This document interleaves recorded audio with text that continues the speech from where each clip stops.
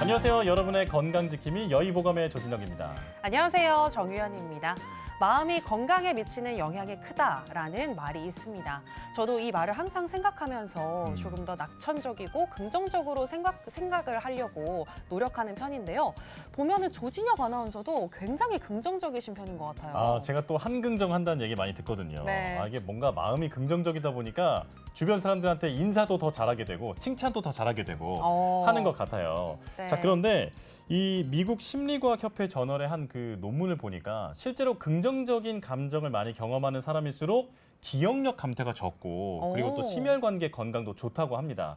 이 말은 건강한 마음이 건강한 몸을 이끈다. 이렇게 정리할 수 있겠죠. 굉장히 좋은 말씀을 해주셨는데요. 사실 팍팍한 현대에서 그러기가 쉽지는 않겠지만 뭔가 기분 나쁜 일이 있을 때 막 마음 쫑하고 있기보다는 심호흡을 일단 후 한번 해주시고요. 맞아요. 네, 마음을 조금 다스려 보시는 것도 좋지 않을까라는 생각이 듭니다. 네, 자 여의보감 오늘도 1시간 동안 여러분께 긍정적인 에너지를 전해드리겠습니다. 네, 그러면 오늘도 함께 해주실 여러분의 슈퍼파워 원장님을 소개해드려야 될 것 같은데요. 먼저 화면으로 만나보시죠.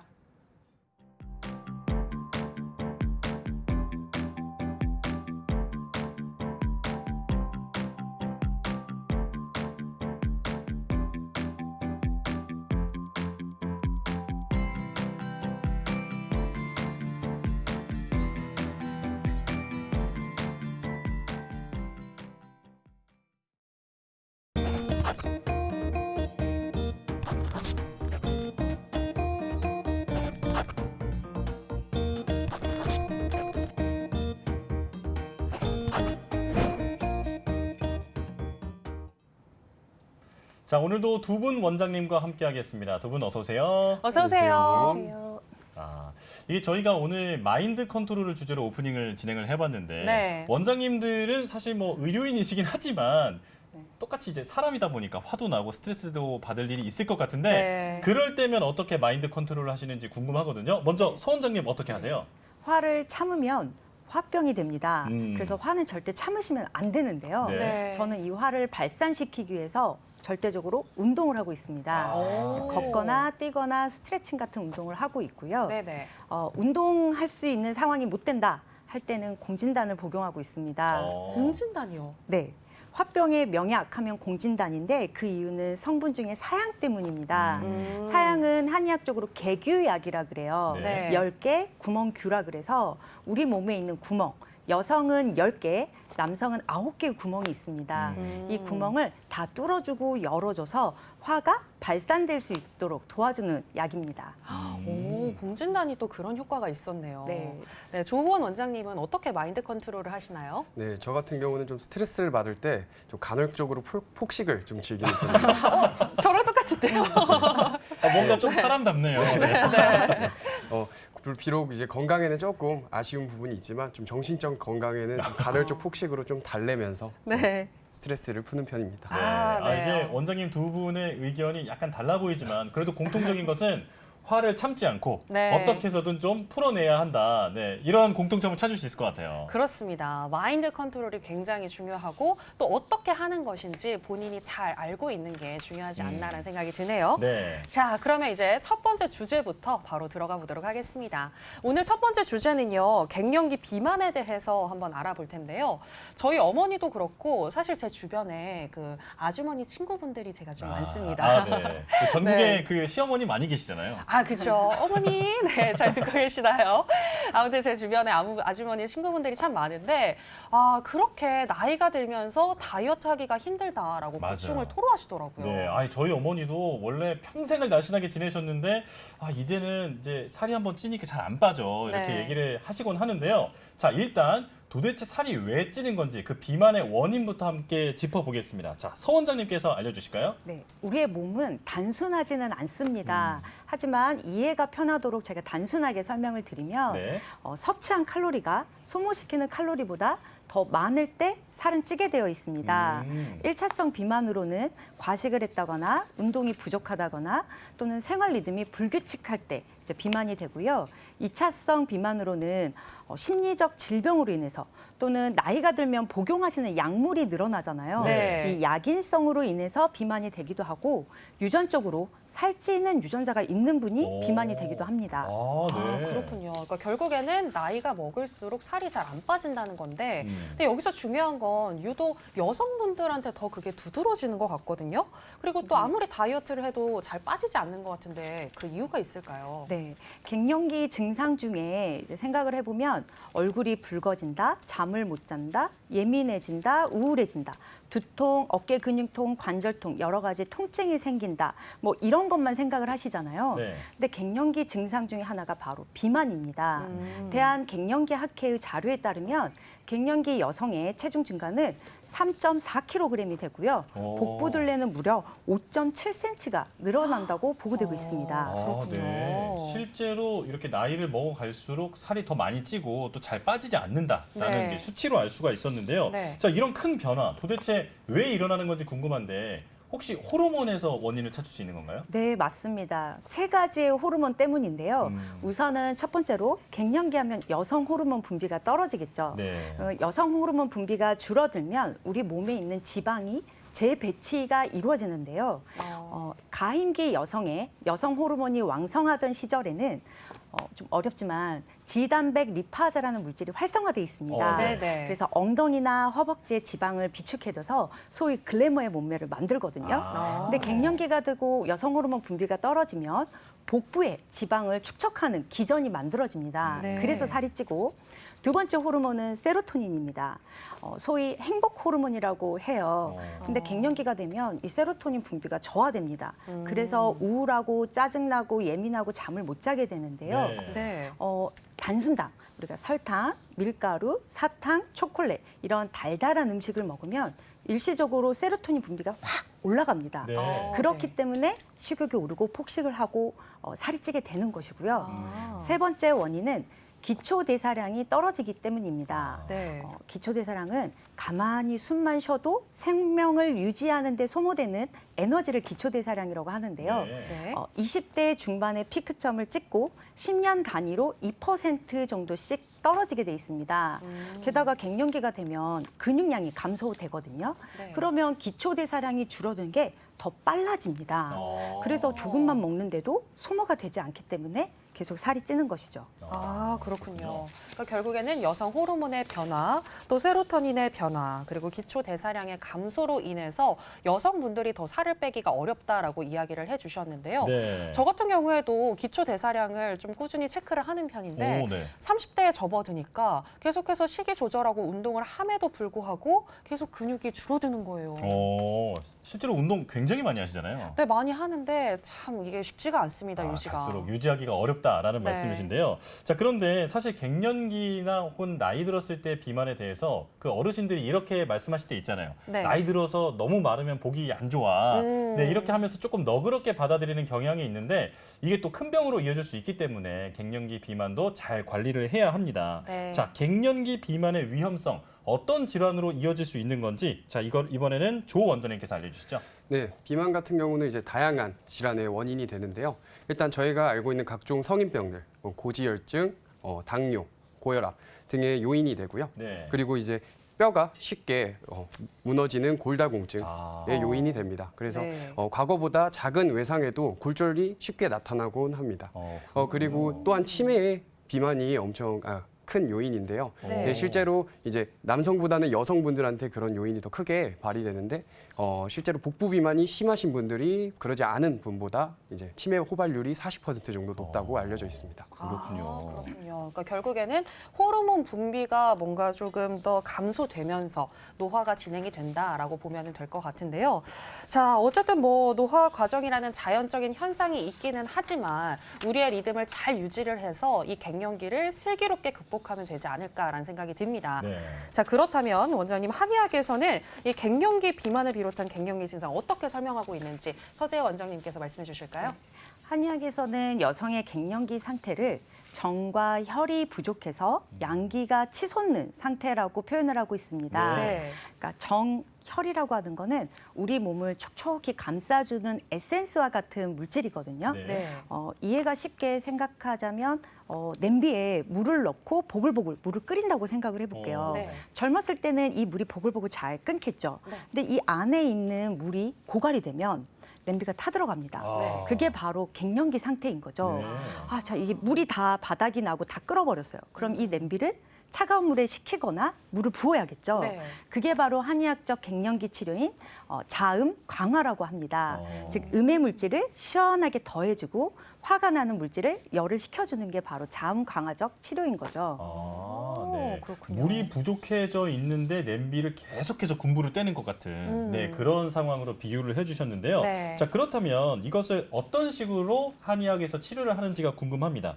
자, 구체적으로 어떤 방향의 치료를 하게 되나요? 우리 갱년기를 맞이하신 분들은 20대 때의 다이어트를 생각하시면 안 됩니다. 즉 무조건 먹는 양을 줄이고 운동을 과하게 해서는 건강을 해칠 수가 있습니다. 네. 자, 어떻게 하면 근육량은 지키고 체지방을 줄일 수 있는지 건강하고 효율적인 다이어트를 하시는 게 맞는데요. 네. 이제 저는 한의사니까 어느 정도 한약의 도움을 받으셨으면 좋겠습니다. 아. 신진대사를 이제 활성화시키고 몸을 건강하게 면역력이나 체력을 늘릴 수 있는 보약 성분의 한약과 네. 노폐물, 습담을 배출할 수 있는 그런 한약재를 섞은 한방적 치료를 조금 해보셔도 좋을 것 같습니다. 예. 그러니까 한약을 먹으면 근육량을 지키면서 지방을 뺄 수 있다. 그런 말씀이신 건가요? 네, 맞습니다. 정말요? 네네. 이에 대한 객관적인 연구 자료도 있을까요? 네, 맞습니다. 제가 그래서 논문을 준비해 왔는데요. 폐경 전 여성과 폐경 후의 여성, 즉 갱년기 상태인 45세와 55세 바운더리에 있는 여성을 상대로 한약을 복용시켜 봤습니다. 네. 6주간 복용을 동일한 약제를 6주간 복용을 시켰을 때 두 집단 모두 의미 있게 체중과 체지방 감소율을 보이고 있습니다. 네. 근데 아쉽게도 이 갱년기지만 아직 폐경이 되지 않은 여성에게서는 체지방 감소율이 더 높게 나타났고요. 폐경이 완성된 여성에게는 낮아는 졌는데 그 폭이 조금은 작게 낮아지고 있습니다. 네. 그렇군요. 그러니까 젊었을 때는 무리하게 체중을 감소한 경험이 있다고 하더라도 나이가 들어서는 이런 식으로 지금 말씀해 주신 것처럼 건강을 지키면서 근육도 지켜가면서 다이어트를 해야 할 것 같은데요. 이에 한약 다이어트가 또 도움이 된다고 하니까 관심이 가긴 하네요. 네. 네, 어쨌건 너무 무리한 목표를 세우는 거는 좋지 않을 것 같은데, 그렇죠? 네, 물론이죠. 그래서 현재 체중에서 약 5에서 10% 정도 감량을 목표로 하시고요. 그리고 목표를 하실 때 그 직접적인 나의 체중 숫자를 낮추는 거에 집착하지 마시고 이제 비만으로 인해 생긴 나의 증상들을 하나씩 없앤다. 라는 생각으로 목표를 잡고 무리하지 않는 선에서 네. 건강한 다이어트 하시는 거 추천드립니다. 네. 네. 뭔가 5에서 10%라고 하니까 그렇게 많지 않아 보일 수도 있는데 네. 60kg이라고 하면 3kg에서 6kg이거든요. 네, 꽤 많이 감량을 하는 거니까 네. 이 정도만 건강하게 감량을 하셔도 미적이나 또 어떤 건강적으로도 충분히 목표를 달성하실 수 있지 않을까 이런 생각이 듭니다. 네. 자, 그렇다면 이 갱년기의 비만을 이제 치료하는 방법이나 이런 건 알아봤지만 평소에 잘 관리를 하면 좋잖아요. 그쵸. 네, 예방을 할 수도 있고요. 자, 그래서 갱년기 비만 생활 관리 어떤 꿀팁이 있는 건지 먼저 서재현 원장님께서 알려주실까요? 네, 꿀팁 방출해드릴까요? 아, 네. 방출해주세요. 궁금합니다. 갱년기 다이어트는 첫 번째로 음식을 무조건 두려워하실 필요가 없습니다. 음식 양은 줄이되 음식의 질을 높이는 식단 메뉴의 구성을 조금 바꿔보셔도 좋은데요. 가령 60kg의 여성이라면 하루에 필수 섭취해야 될 단백질 양은 60g이라고 생각하시면 돼요. 근육량이 네. 적을 경우에는 1.5배에서 2배 정도의 단백질 섭취를 높여주시면 됩니다. 두 번째, 무리한 운동을 하는 것보다는 다이어트의 목표를 건강하자라고 설정을 하셔야 돼요. 네. 네. 갱년기 여성분 중에 내가 이 나이에 무슨 다이어트를 해, 그거 날씬한 20대 애들이나 하는 거지라고 치부하시는 경우가 있거든요. 네. 근데 적당한 스트레칭과 특히 바른 자세를 유지해서 이 코에 저도 지금 사실 예전 같았으면 이렇게 앉아 있는데 저도 40대 중반이 되다 보니까 코에 힘을 세우기 위해서 배꼽에 힘을 꽉 주고 있거든요. 네. 이러한 바른 자세도 네. 복부 비만을 줄이는데 도움이 됩니다. 그렇군요. 원장님, 근데 제가 궁금한 게 사실 네. 요즘에 이제 바디 프로필 열풍이 불다 보니까 네. 이제 그 갱년기나 이런 이제 어머니 나이대 연령의 그 여성분들도 바디 프로필 같은 거 도전하시는 분들이 있거든요. 네. 이제 그걸 계기로 살을 빼겠다 하시는데 오히려 네. 건강을 해치는 경우도 많이 봤어요. 네. 이거 좀 괜찮을까요, 원장님?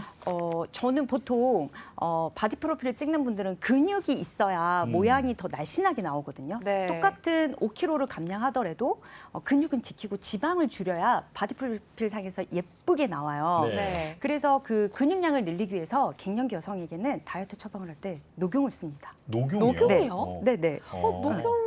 제 진료실에서 제일 믿지 않는 말이 네. 녹용 먹고 살쪘단 말을 제일 믿지 않거든요. 네네. 왜 저희 갱년기 여성분들은 녹용으로 살을 빼십니다. 네. 어떡해요? 녹용에 강글리오사이드라는 물질이 있어요. 네. 근데 이 물질이 근육량을 증가시키는 촉진 인자가 있거든요. 네. 그래서 갱년기로 인해서 근육량이 줄어들 때는 녹용을 쓰는 게 좋고 다이어트를 하다 보면 아무래도 먹는 양이 주니까 피로감이 쉽게 온다거나 면역력이 저하된다거나 이렇게 좀 칙칙하시는 경우가 있어요. 근데 네. 그거를 보충해 줄 수 있는 게 바로 녹용이기 때문입니다. 아, 그렇군요. 그렇군요. 자, 녹용의 효능에 대해서도 말씀해 주셨는데 이건 또 조금 이따 저희가 좀 더 깊게 다뤄볼 거니까 네네. 약간 아껴두고요. 원장님, 그렇다면 저는 어떤 운동이 건강에 살을 빼는 데 도움이 되는지 네네. 그것도 좀 추천을 받고 싶어요. 방금 전에 말씀드렸던 코어 운동인데요. 코어 운동. 네. 네, 코어 힘을 키우기 위해서 윗몸 일으키기를 하시는 분들이 있어요. 네. 근데 그건 잘못된 운동이거든요. 왜 그런가요? 그러니까 나이가 들면 우리가 척추관 협착증이 생기기 쉬워서 허리나 골반에 힘이 약해지는데 잘못된 자세의 윗몸 일으키를 하다 보면 허리만 망가지는 경우가 있어요. 그래서 코어 운동을 코어 힘을 키우는 방법 중에 첫 번째는 복식 호흡이고요. 복식 호흡이요. 네, 복식 호흡. 그걸로 저희 될까요? 환자분들 되게 많이 시켜요. 아, 그래요? 네, 어떻게 하냐면 이렇게 누워서 주무실 때 하는 거예요. 어. 네, 천장에 이제 내 배꼽을 한번 붙여볼까 생각을 네. 하면서 배만 쭉 그냥 내밀어 보시는 거예요. 그리고 입으로 후 내뱉으면서 바람 빠진 풍선처럼 배꼽을 내 등에 붙여볼까 생각하면서 홀쭉하게 후 내뱉는 이 복압을 늘렸다 줄였다 하는 복식 호흡이 복부 비만을 줄이고 네. 살을 빠는 데도 도움이 되고 기초 대사량을 높일 수도 있습니다. 아, 그래서 그렇군요. 밤에 잠자기 전에 10번, 네. 아침에 눈 떴을 때 10번. 이거는 꼭 필수적으로 하시라고 제가 티칭을 하고 있습니다. 아, 그렇군요. 저는 막 되게 힘든 운동을 말씀하실 줄 알았는데 맞아요. 이 복식 호흡만으로도 복부 지방을 또 태울 수가 있다고 하니까 관심이 가는 것 같고요. 우리 여러분도 한번 꼭 따라해 보시면 좋을 것 같습니다. 네, 자, 자, 저희가 이제 갱년기에 저하된 신진대사를 높이고 그리고 콜레스테롤 억제 등에 도움을 주는 식품들을 한번 정리를 해봤거든요. 화면으로 만나보시죠.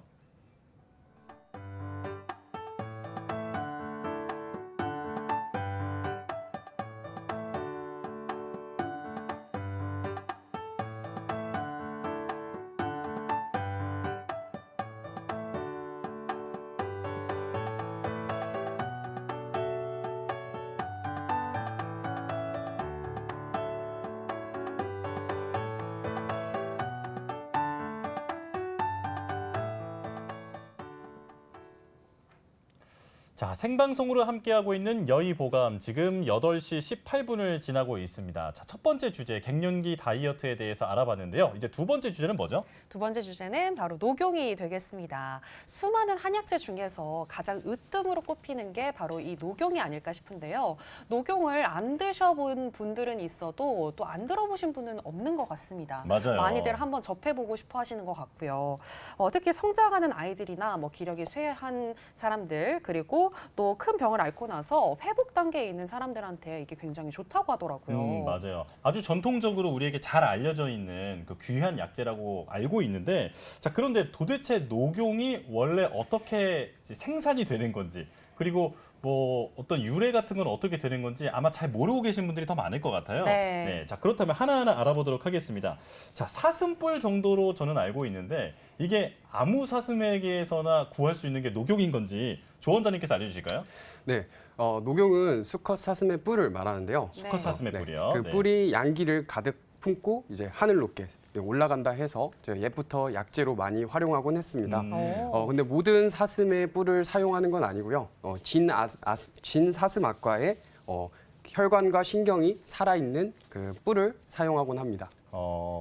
원장님, 그런데 저는 그 사슴 중에서도 사슴 뭐 정확한 구분은 모르겠습니다만 고란이라든지 이렇게 뿔 나는 친구들은 다 쓸 수 있는 건지 그것도 좀 궁금하거든요. 네, 이제 겨울왕국에 나오는 이제 술록 네. 그리고 네네. 저희가 블랙박스에서 많이 볼 수 있는 고라니들 네, 그런 거는 뿔은 아쉽게도 저희가 사용을 녹용으로 하진 않습니다.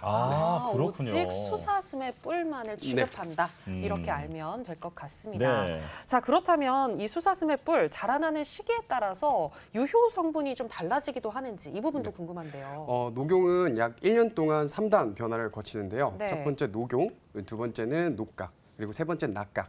이런 식으로 3단 변화를 거칩니다. 사슴의 뿔은 봄이 되면 이제 새싹이 자라는 것처럼 하루에 1cm 이상씩 그리고 90일 동안 약 1m 이상을 성장을 하는데요. 그렇게 크게 자라요? 네, 그만큼 세포 분열이 활발한 시기고 그 시기에 양기가 가득하다고 해서 저희가 네. 가장 가치 있는 녹용의 시기를 이제 90일 동안의 녹용이라고 말씀을 드리고요. 네. 그리고 그 시기가 지나면 이제 뿔이 딱딱해지기 시작합니다. 그때는 저희가 녹각이라고 부르는 뿔의 상태인데요. 그 상태는 이제 녹용보다는 조금 그 효력이 조금 떨어지기 시작하는 녹각의 형태라고 하고요. 예. 그리고 마지막으로는 그 녹각이 자연스럽게 겨울에 떨어지게 됩니다. 그래서 그 떨어진 낙각이라고 표현을 하는 뿔은 이제 약재로서는 가장 가치가 없는 상태라고 생각하시면 됩니다. 원장님 그 녹용이 1m 가까이까지 자란다고 하셨는데 그게 겨울이 되고 그러면 알아서 빠지고 그러나요? 네, 겨울이 되면 이제 가을에 그 수컷의 번식기가 시작돼요. 그래서 네. 그때 그 뿔을 딱딱해진 뿔을 이제 세력 다툼하는데 이용하고 이제 그 이후에 이제 그런 그 뿔에 더 이상 쓸모가 없어지면 자연스럽게 떨어지고 다시 봄이 되면 새로 나기 시작합니다. 그렇군요. 근데 한약재로서의 녹용은 일단 낙각 상태이면 안 되는 거고 네. 녹용이나 녹각 상태일 때 잘라서 사용하는 거네요. 네, 주로 녹각도 아니고 녹용 상태에서 보통 사용하는데요. 네네. 보통 60일에서 90일 사이에 그 가장 양기가 가득하다고 해서 그때 녹용을 가장 가치 있게 평가합니다. 그렇군요. 그렇군요. 그 시기에 꼭 잘라야 하기 때문에 굉장히 시기를 잘 생각을 해야 될 것 같고 그만큼 또 귀할 것 같거든요. 귀하고 비싸다는 거 뭐 익히 들어서 네. 알고는 있는데 맞죠? 네, 그만큼 녹용이 이제 구하기 쉽지 않아서 그러는데요. 네. 예, 녹용의 부위마다 조금씩 효능과 이제 성분이 달라서 또 값어치도 이제 부위마다 제각각입니다. 네. 일단 저희가 아래서부터 머리에 가장 가까운 하대부터 시작해서 그리고 중대 그리고 그 위에 상대 그리고 마지막에 붕골 가장 꼭대기에 있는데요. 상세하게는 그 붕골 안에서도 가장 꼭대기 팁에 해당되는 붕골을 기름 붕골이라고 저희가 하고 가장 귀한 약재라고 생각하시면 됩니다. 네. 실제로 붕골 같은 경우는 이제 전체 녹용 생산량 중에서 한 3%밖에 저희가 얻지 못해서 귀하네요. 네, 그만큼 고가입니다.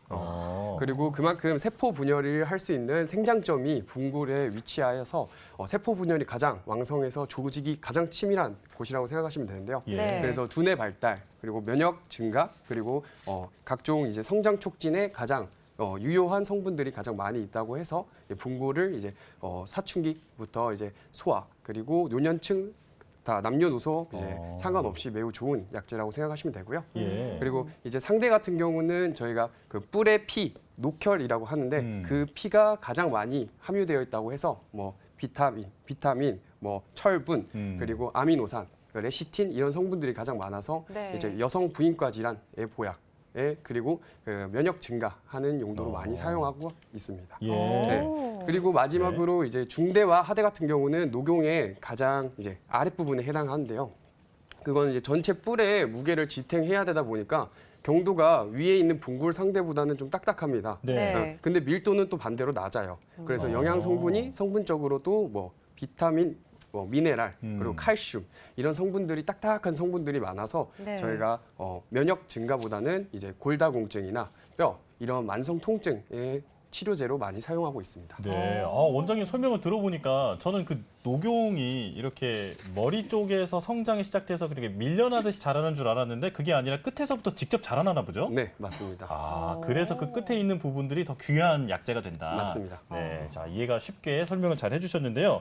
자, 그런데 보통 우리가 어떤 식재료라든지 한약재라든지 이런 걸 생각해 보면 국산이 최고다. 네, 이런 생각을 좀 많이 하거든요. 그렇죠. 전 그런데 이 녹용도 우리나라에서 자체적으로 생산이 이렇게 많이 되는지는 잘 못 들어본 것 같아요. 네. 혹시 다른 데서 수입도 하나요, 원장님? 네, 저도 국산을 참 좋아하는데 아쉽게도 현재 러시아나 뉴질랜드에서 녹용을 대부분 저희가 수입하고 쓰고 있어요. 네. 그만큼 러시아가 사슴이 가장 자라기 좋은 환경이어서 네. 러시아의 녹용을 저희가 으뜸 녹용이라고 원용이라고 오. 저희가 칭하곤 합니다. 예.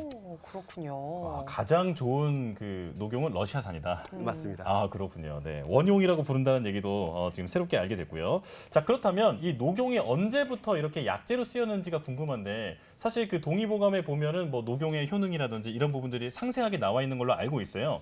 혹시 허준 선생님 그 이전부터도 이렇게 녹용이 약재로 쓰였을까요? 네, 실제로 구설을 저희가 거슬러 올라가 살펴보면 최초로 문헌에서 등장하는 거는 5세기부터입니다. 5세기요. 네. 그리고 이제 중국의 후한 시대 같은 경우 이 저편된 이제 신농 본초경 같은 경우에는 녹용의 효능, 맛, 성질들이 상세하게 적혀 있고요. 네. 그리고 저희가 많이 알고 있는 저희 나라 이제 동의보감에서는 녹용이 성질이 따뜻하고 그리고 어혈을 없애주고 부러진 뼈와 척추를 치료해주고 그리고 남자와 여성 북류 등의 그 모두 남녀노소에게 좋다는 식으로 이제 많이 동의보감에 등장하곤 합니다.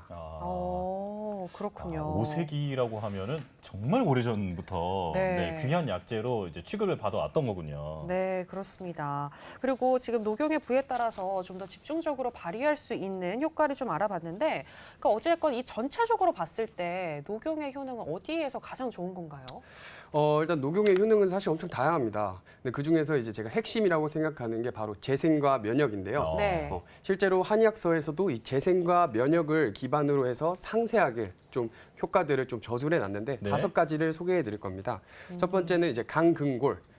근육과 뼈를 강하게 한다. 이 효능인데요. 말 그대로 이제 저희 협착증, 디스크, 그리고 근육 관절통 이런데 만성 근육 통증에 이제 자주 쓰인다는 효능이고요. 네. 그리고 두 번째는 이제 보기혈, 기와 혈을 보충한다라는 건데 이게 결국에 보와 기가 이제 혈과 기가 보충이 되면 저희가 기력이 올라가고 그리고 여성분들 산부인과적 문제가 이제 피가 되게 많이 관여가 되거든요. 네. 그 부분에도 효과가 탁월하다라는 설명이고요. 네. 그리고 세 번째는 익정수. 정기와 골수를 이롭게 한다. 한의학에서 이제 정기와 골수는 되게 유한한 신비로운 인체 내 성분이라고 표현을 해요. 네. 네, 이런 것들이 이제 나이가 들면서 즉 노화되면서 조금씩 고갈된다고 저희가 표현을 하는데 이런 것들을 이롭게 한다는 건 저희가 노화나 성장 등에 그 도움이 많이 되는 탁월한 성분이 있다라고 알아두시면 되고요. 네. 그리고 네 번째는 장원양이어서 원기와 양기를 튼튼하게 한다. 라는 건데 한의학에서 원기와 양기가 튼튼하다면 외부의 사기, 외부의 나쁜 기운부터 몸을 지킬 수 있다는 힘이거든요. 네. 네. 결국에 저희 말로 이제 바꾸면 이제 결국 면역에 도움이 된다는 면역력 말입니다. 강화. 네, 맞습니다. 예. 그리고 다섯 번째는 안정신. 정신을 안정시킨다라는 말인데 저희가 몸이 무너지면 마음도 무너진다라는 말 들어보셨죠? 네. 네. 그만큼 이제 녹용이 저희 몸 건강을 잘 잡아주기 때문에 몸을 넘어서 마음까지 잡아줄 수 있는 그런 효능을 갖고 있다고 생각하시면 됩니다. 와, 정말 녹용의 효능이 너무나도 다양한 것 같습니다. 네. 특히 가장 집중적으로 이 재생과 면역에 효과적이다라고 이야기를 해주셨고요. 자, 어쨌건 식품이고 의학제니까 이 한의학 연구원 같은 곳에서 뭔가 이 녹용의 실제 성분을 분석하기도 할 것 같은데 어떤 성분이 들어가 있는지도 궁금하거든요. 일단은 성분은 정말 다양해요. 근데 그 중에서 좀 대표적인 거를 말씀드리자면 네. 아까 서 원장께서 말씀하셨던 이제 강글레오사이드 네. 이런 약재는 근육 자체를 이제 키워주는 데 도움이 많이 되고요. 그리고 면역이냐 두뇌 발달에도 매우 효과가 있는 성분입니다. 그리고 레시틴 같은 경우에도 사실 그런 성분이라고 생각하시면 되고요. 저희가 알고 있는 콜라겐 피부 미용에도 되게 좋다고 알려 있죠. 예. 네. 그래서 아까 말했던 노화를 좀 방지해주는 효과도 이 콜라겐을 통해서 저희가 도움을 많이 받을 수 있고요. 그리고 이 중에서 또 가장 중요한 게 인슐린 유사 성장 인자라는 게 있어요. 네. 네. 근데 이거 자체가 우리가 알고 있는 어린 얘들이 키가 큰다라는 용도의 성장 인자도 있지만 예. 사실 저희가 성장 인자가 50대 중반까지도 나오거든요. 근데 그래요? 초반에 성장기 때는 이 성장 인자를 키 크고 몸이 커지는 데 사용을 하지만 네. 이후에 성장기가 지난 그 저희 성인 기간에는 이 몸을 계속 활력 있게 하고 몸을 건강하게 유지하기 위한 성장의 힘으로 사용을 되고 합니다. 예. 그래서 이런 성분을 제외하고도 즉 비타민 그리고 무기질 그리고 미네랄 등 다양한 성분이 있어서 정말 다양한 효능을 가질 수밖에 없다고 생각하시면 됩니다. 아, 네. 그렇군요.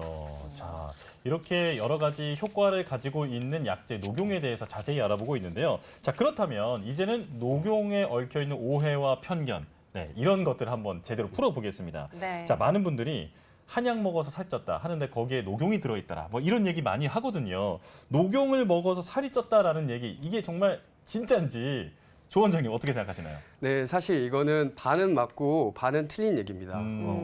실제로 녹용 자체가 저희를 살을 찌게 하진 않고요. 네. 보통 이제 녹용을 먹을 정도로 많이 이제 기력이 떨어지거나 그러신 분들은 저희 비위의 기능이 많이 떨어져 있는 상태세요. 네. 네. 그래서 이 녹용을 통해서 비위 기능이 개선되면서 식사량이 자연스럽게 느는 경우가 있습니다. 근데 이거는 식사량이 자연스럽게 늘면서 살이 찐다라고 표현하시고 네. 그런 오해를 갖고 계신데 실제로 몸이 좋아지면서 찌는 살은 지방만 찌는 게 아니고 아까 말씀드렸던 뭐 근육도 같이 찌면서 사실 긍정적인 물질들이 체중을 올려주는 네. 그런 현상이고요. 그리고 그런 건강한 상태에서 찌는 무게들은 감당이 가능한 부분이고요. 가장 걱정하셔야 될 거는 건강이 악화되면서 찌는 네. 살들을 가장 조심하셔야 됩니다. 예. 아, 그렇군요. 사실 저도 녹용을 먹었다가 좀 살이 쪄가지고 네, 항상 녹용은 빼주세요 이런 얘기를 많이 했었었는데 이게 뭔가 약간 네. 입맛이 당기게 하는 그런 게 좀 있는 것 같아요.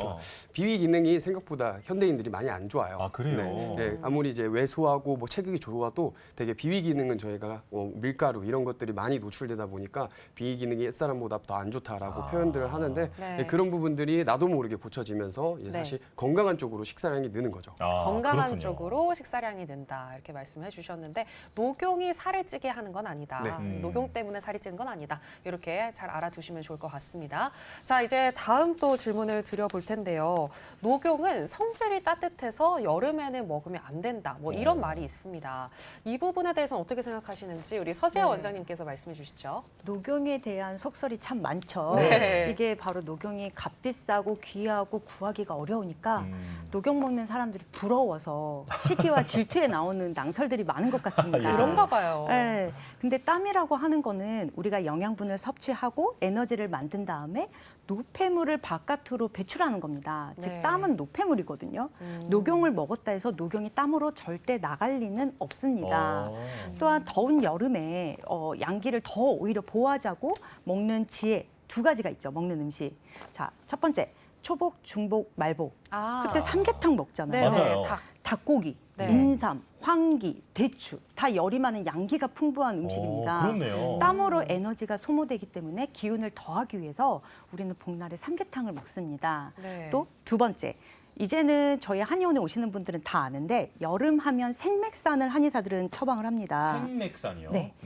맥을 살려준다 해서 생맥산이요. 생맥주 아니에요. 생맥산. 그런데 그 구성이 인삼, 맥문동, 오미자 다 보약입니다. 그러니까 역시나 동의보감에 보면 여름에 양기가 소실되고 땀을 많이 흘렸을 때 생맥산을 물처럼 수시로 마셔야 한다라고 표기가 되어 있어요. 네. 녹용은 기력이 떨어진 여름에 아주 값비싼 보약이 될 수 있습니다. 아, 그렇군요. 오히려 여름에 기력 손실이 많기 때문에 그런 것들을 계속 보완해 줄 수 있는 그런 네. 녹용 같은 약재가 도움이 된다. 이렇게 오해를 풀어보면 되겠고요. 자, 그리고 앞서서 두 분 원장님께서 모두 다 이 성장기 어린이에게 녹용을 많이 쓴다라고 말씀해 주셨는데 전혀 반대로 그 어렸을 때 녹용을 너무 많이 먹으면 머리가 둔해진다.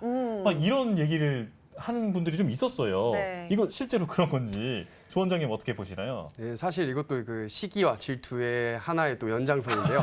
이것도 옛날부터 좀 재밌는 일화가 있습니다. 네. 옛날 이제 워낙 녹용이 귀하다 보니까 조선 시대에서도 이제 왕실에서만 취급하는 약재로 관리 감독이 됐었는데요. 네. 실제로 이제 후궁들이 그 귀하다는 녹용을 이제 자기 자녀들한테 몰래 먹이기 위해서 약방에서 몰래 빼돌리는 일이 많았다고 해요. 네.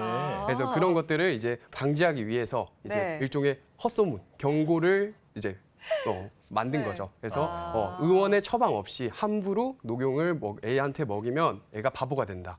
머리가 나빠진다. 이런 식으로 경고문을 퍼뜨리는 게 이제 와전돼서 지금까지 간혹 재밌는 오해로 불리고 네. 있습니다. 아, 왜 아이들이 울면은 뭐 할머니가 잡아간다, 호랑이가 잡아간다 뭐 맞아요. 이런 말들 만들잖아요. 네네네. 뭐 그런 것처럼 이렇게 헛소문을 만들어낸 거였군요. 아. 네, 재밌습니다.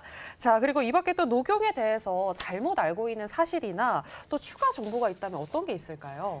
녹용 하면 안티에이징 효과가 있습니다. 네. 그러니까 우리 여자분들 피부 미용을 위해서 피부과 가셔서 레이저 하시잖아요. 네. 뭐 울셀라, 써마지, 슈링크. 근데 이 레이저의 원리는 피부에 각질 세포를 자극을 해서 피부 재생 세포를 빨리 활성화, 촉진시키는 겁니다. 네. 근데 문제는 레이저는 얼굴만 봤잖아요. 네. 근데 이 안티에이징, 세포 재생을 촉진하는 성분의 녹용이 참 많이 갖고 있습니다. 그러면 얼굴 피부뿐만이 아니라 전신의 피부도 굉장히 탄력을 주고 미용적 효과도 우수하거든요. 네. 네. 그래서 녹용은 참 좋습니다. 아, 네. 네. 자기 리프팅도 된다는 말씀이신가요? 리프팅이라고 말하면 너무 과한 표현인 것 같고요. 네. 항산화 작용이 있고 그건 바로 산화된다는 거는 우리 몸이 노화가 되고 있다는 거고 그걸 네. 방지해주는 항산화 작용이 녹용 성분들에 많이 있기 때문에 안티에이징 효과가 있다고 생각합니다. 네, 피부 미용에 큰 도움을 준다. 네, 이렇게 정리할 수 있을 것 같은데요. 자, 그리고 또 그 이제 가장 대표적인 한약 중에 공진단이 있잖아요. 그 그렇죠. 공진단의 대표적인 성분이 그 녹용이라고 알고 있는데 녹용이 거기서 어떤 역할을 하는 건지도 좀 설명을 해주시죠. 네, 저희 국민 이제 보약 중에 하나인 공진단도 이제 녹용이 포함되어 있는데요. 네. 녹용을 제외하고도 사양, 당기, 산수유 이렇게 다양하게 4가지 성분이 들어 있습니다. 네. 네. 근데 이 중에서도 이제 녹용이 아까 설명한 대로 모든 효능을 다 담고 있기 때문에 녹용을 탕으로 달여 먹기가 너무 힘들다. 여건이 안 된다. 아니면 난 너무 그 쓴 한약, 물약을 먹기가 너무 힘들다 하시는 분들은 이 공진단에도 녹용이 효능이 잘 녹여져 있으니까 공진단으로 섭취하시는 것도 매우 좋은 선택이라고 생각합니다. 그렇군요. 지금 공진단에 대해서 얘기를 해주셨는데 탕약으로 달여 먹는 거 그리고 공진단으로 먹는 거 외에도 혹시 다르게 복용할 수 있는 방법이 있을까요? 시중에서 녹용 성분을 좀 추출해서 뭐 쓰이는 아까 안티에이징의 화장품이라든지 네. 뭐 다양한 이제 저희 운동도 이제 사람들이 많이 해서 보디빌더들도 이제 녹용에 관심을 많이 갖거든요. 그래요? 실제로 오. 서양에서는 예부터 녹용의 성분을 이제 보디빌딩의 그 재료로 사용하곤 했습니다. 네. 근데 그리고 이제 다양한 건강 기능 식품에서도 녹용이 녹여져 있는데 사실 공진단이나 저희가 탕약으로 쓰는 용량만큼은 진하게 쓰질 못해요. 그래서 조금 더 적합하고 효과를 증대하기 위해서는 이제 탕제나 이제 공진단으로 섭취하시는 걸 추천드립니다. 네, 그렇군요. 이렇게 녹용에 대해서 자세히 알아볼 수 있어서 너무나도 좋았던 것 같은데요. 네. 특히나 녹용과 관련해서 잘못된 오해들이 많았던 것 같은데 이를 바로 잡을 수 있어서 더 유익했던 것 같습니다. 맞습니다. 네, 더 이상 녹용에 대한 근거 없는 소문은 없었으면 좋겠고요. 저희가 이제 녹용의 효능과 그리고 녹용 복용 시 주의사항에 대해서 정리를 좀 해봤는데요. 화면으로 한번 살펴보시죠.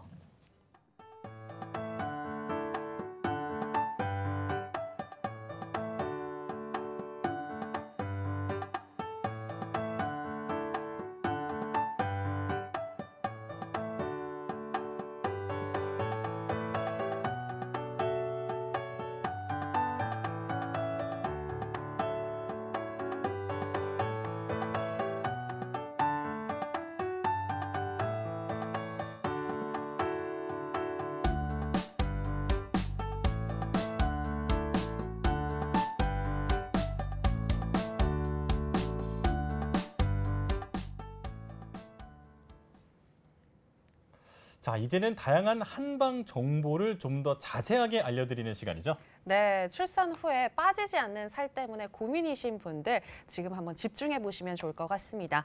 산후 비만의 원인과 해결 방법 지금 함께 알아보시죠.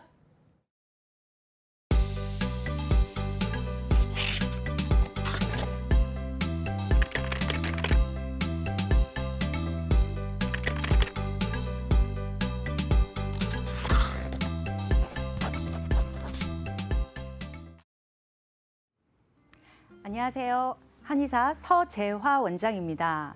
출산 후 다이어트 어떻게 시작해야 되는지, 언제부터 할 수 있는지 궁금하신 분들이 많으실 거예요. 오늘은 그 정보에 대해서 알려드리고자 합니다. 우선 제 얘기를 해볼게요. 저는 2009년도에 첫 아이를 임신했었거든요. 그때 제가 만삭 당시의 체중이 무려 22kg가 늘었습니다. 근데 출산하고 나면 다 빠질 줄 알았거든요. 근데 아이를 낳고 산후조리원을 다녀와서 집에서 재보니까 5kg밖에 빠지지 않는 거예요. 그때 2009년 당시에 저랑 같은 이제 출산을 했던 탤런트 김희선 씨가 있었습니다. 저는 살이 빠지지도 않고 푸석푸석하고 잠도 못 자는데 김희선 씨는 TV에 나오는 모습이 단 100일 만에 정말 날씬하고 붓기 없는 모습을 나타내더라고요. 그걸 보면서 상대적 박탈감과 우울감을 참 많이 겪었습니다. 그래서 지금도 푸석푸석하게 잠도 못 자고 힘든 산모들을 위해서 저의 꿀팁을 알려드리고자 합니다. 우선 다이어트 언제부터 할 수 있어요? 할 때는 출산 후 2개월까지는 절대 다이어트는 생각하지 않으시는 게 좋습니다. 의학적으로는 출산 후 6주에서 8주 기간을 산욕기라고 하는데요. 절대적으로 산후조리를 하고 몸을 보호해야 되는 시기입니다. 이때는 모유 수유에 집중하시는 게 좋습니다. 우리가 아기에게 이렇게 모유를 먹이면 옥시토신이라는 호르몬이 분비가 돼요. 이거는 자궁을 수축을 하면서 출산하면서 늘어났던 내 자궁이 출산 전으로 줄어들고 회복하는 데 도움을 주는데요. 자궁만 회복시킬까요? 모든 몸을 다 회복시키는 데 굉장히 많은 도움이 됩니다. 근데 모유량이 적어서 저는 모유를 할 수가 없어요 하는 우울해하는 산모들도 모유 양에 집중하지 마시고 아이에게 모유를 먹이는 이 행위에 집중해 주시면 좋습니다. 아이와의 유대관계도 좋고 그걸로 인해서 엄마의 만족감도 생기면서 산후 우울증을 예방할 수 있거든요. 그리고 전량이 적은 산모들 중에 전량을 늘려야 된다 그래서 뭐 흑염소나 뭐 또 그 돼지족, 소족 이런 거를 고아서 이제 먹는 분들이 있습니다.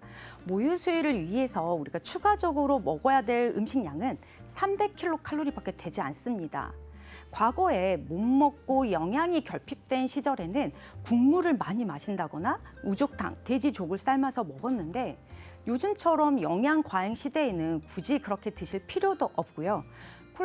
콜레스테롤 수치를 높인다거나 나트륨 섭취가 증가돼서 붓기가 빠지지 않습니다. 모유 수유를 하는 데까지만이라도 충실해 주시면 좋습니다. 자, 그러면 다이어트를 집중할 수 있는 시기는 출산 후 3개월입니다. 이때부터는 저라면 가까운 한의원에 가셔서 산후 보약과 함께 다이어트 한약 처방을 받을 것 같아요. 비코로나 이후로 한시적인 비대면 진료가 허가가 됐습니다. 그래서 출산 후에 아이를 키우느라고 한의원 진료를 가지 못하신 분들은 비대면 진료로 처방을 받으실 수 있으니까 좀 전문가의 도움을 받으시면 어떨까 싶습니다. 하지만 시간적, 경제적 여력이 안 되고 나는 셀프 다이어트를 도전하고 싶어 하는 산모들에게 4가지 꿀팁을 알려드리겠습니다. 자, 첫 번째. 운동은 과한 운동보다는 요가, 필라테스처럼 스트레칭 위주의 운동을 하시면 좋습니다. 임산부의 막달이 되면 릴렉신이라는 호르몬이 분비가 됩니다. 이거는 아이의 분만을 이롭게 하기 위해서 자궁 경부를 부드럽게 해주고 치골이나 천장관절, 즉 골반 주변의 관절을 이완시켜서 분만을 이롭게 하는 호르몬인데요. 분만이 끝났다고 해서 릴렉신이 중단되지 않습니다. 분만이 끝나더라도 농도는 줄어들지만 6개월까지는 이 릴렉신 호르몬이 분비가 되거든요. 근데 이 릴렉신 호르몬은 모든 관절을 다 이완시키기 때문에 이 관절이 이완된 상태에서 무거운 웨이트 운동을 한다거나 과하게 달리는 운동을 하면 퇴행성 관절염을 가속화시킬 수 있습니다. 스트레칭을 많이 해주시면 도움이 돼요. 자, 두 번째. 다이어트를 위해서는 식사를 규칙적으로 든든하게 드시는 게 좋습니다. 진료실에 오는 여성분들이 나는 많이 먹지 않고 조금씩 자주만 먹을 뿐인데 살이 찌고 살이 빠지지 않아요 라고 하는 분들이 있어요. 그게 바로 억울한 살입니다. 배부르고 포만감 있고 맛있게 먹어본 기억도 없는데 살이 찌기 때문입니다. 따라서 식사 시간을 4시간 간격으로 두고 하루에 3끼를 규칙적으로 먹고 싶은 음식을 포만감 있게 드시면 간식이나 단순당 섭취를 낮출 수 있고 신진대사를 활발하게 해서 다이어트에 도움이 됩니다. 자, 세 번째, 아이가 잘 때 산모도 꼭 잠을 자는 게 필요합니다. 잠이 보약이라는 말이 있죠. 아이가 낮잠을 잘 때 산모도 꼭 한 번쯤은 낮잠을 주무셔야 되고요. 밤에 잠도 무조건 숙면을 취하시는 게 도움이 됩니다.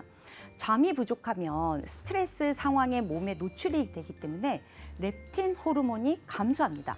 이 렙틴 호르몬은 포만감을 느끼고 식사를 멈추게 해주는 호르몬인데 이게 분비량이 줄어들기 때문에 자꾸 먹어도 배가 부르지를 않는 겁니다. 그래서 과식을 불러일으킬 수 있기 때문에 무조건 주무시는 게 좋습니다. 사실은 저도 아이가 잘 때 밤에 아이 재우고 그때서야 나의 자유 시간이라고 생각을 해서 인터넷도 하고 드라마도 보고 잠을 못 잤거든요. 그럼 다음 날 또 피곤하고 순환이 안 되고 붓고 살은 빠지지 않고 그래서 계속 우울한 상황이 가속화되고 있습니다. 그래서 무조건 출산 후 다이어트는 잠을 챙겨서 주무셔야 됩니다. 자, 마지막 네 번째, 체중계 숫자에 관심을 두지 마시고 나의 눈바디에 관심을 두시는 게 좋습니다. 체중계 숫자는 숫자에 불과합니다. 항상 하루에 일정한 시간에 알몸의 내 몸 상태를 보고 눈바디로 체크를 하시는 게 제일 좋습니다.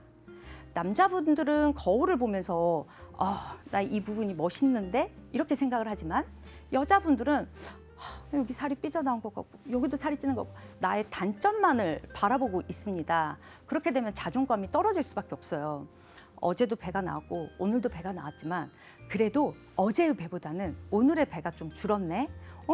팔뚝살이 출렁출렁 했는데 내가 옷을 타이트하게 잘 입으니까 팔뚝이 좀 줄은 것 같네. 이런 긍정적인 방향으로 나의 몸을 살펴봐 주시는 거는 다이어트에 대한 동기부여를 줄 수 있습니다. 즉 눈바디를 또 체크하려면 옷을 좀 이렇게 피트되는 옷을 입으시는 것도 도움이 됩니다. 자, 마지막으로 다이어트 한약. 한약을 먹어도 될까요? 라는 질문이 있어요. 모유수유 중일 때.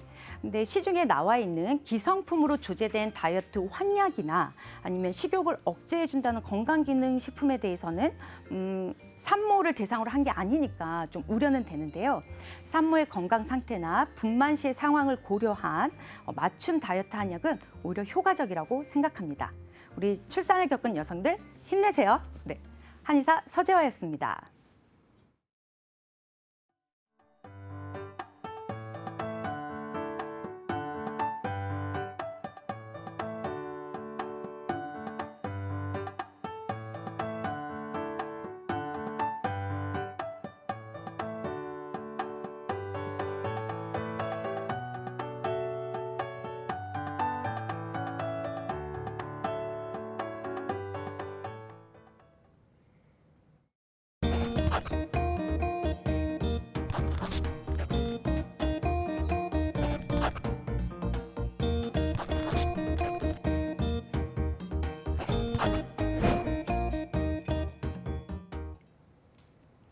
네, 서재화 원장님께서 산후 다이어트에 대해서 말씀을 해주셨는데 저는 이 부분이 가장 명심해야 되는 것 같았어요. 그 산후 2달 동안은 다이어트 같은 것은 하면 안 된다. 3개월부터 해야 한다. 네네. 네. 3개월 이후부터 몸에 좀 도움이 될 만한 스트레칭 위주로, 순환 위주의 스트레칭 위주로 좀 시작을 해주시면 좋을 것 같고요. 네. 무엇보다도 스트레스는 만병의 근원이니까 너무 다이어트 때문에 조급해하지 않으셨으면 좋겠습니다. 네, 맞습니다. 자, 여의보감 오늘 저희가 준비한 소식은 여기까지입니다. 네, 저희는 내일 또 알찬 건강 정보로 다시 돌아오도록 하겠습니다. 함께해 주신 여러분 고맙습니다.